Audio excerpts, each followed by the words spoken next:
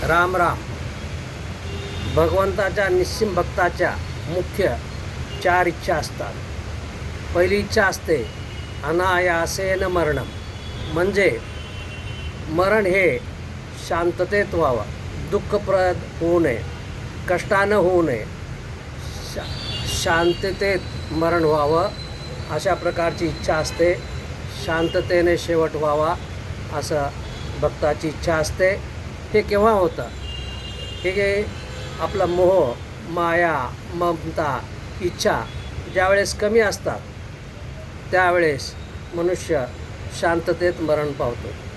नंतर असतं बिना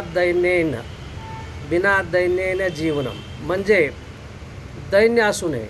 दैन्य म्हणजे काय? कुणास तरी उपकार असले आणि कुणाचं तरी आपल्यावरती कर्ज असलं तर मनुष्य दीनवान बनतो, दीन बनतो. तर भक्त काय म्हणतो की जरी मी कर्ज घेतलेलं असलं, काही पैसा घेतलेला असला तर मरणाच्या अगोदर त्या पैशाची परतफेड, त्या कर्जाची परतफेड व्हावी.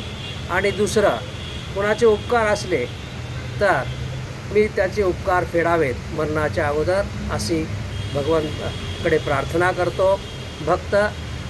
आणखीन तिसरी जी असते देहांतम तव सान्निध्यम, म्हणजे भगवंताला प्रार्थना करतो, हे भगवंता, हे देवा, माझं ज्यावेळेस मरण येईल त्यावेळेस तू माझ्या सन्मुख असावं.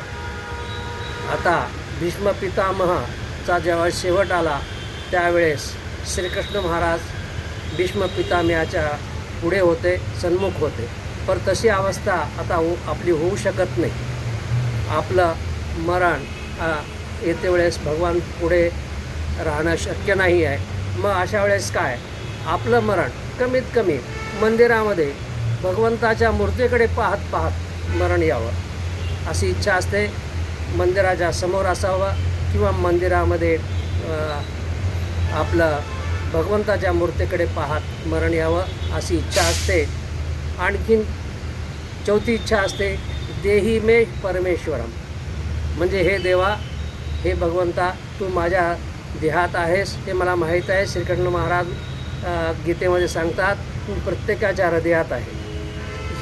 ही जी जाणीव आहे, भगवंत माझ्या हृदयात आहे, ही जाणीव मला सतत राहावी अशी इच्छा प्रत्येक जो सद्भक्त असतो, निस्सिम भक्त असतो, त्याची इच्छा असते. या 4 इच्छा अनायासेन मरणम, विना दैन्येन जीवनम, देहांतम तव सान्निध्यम, देही मे परमेश्वरम. जय सियाराम.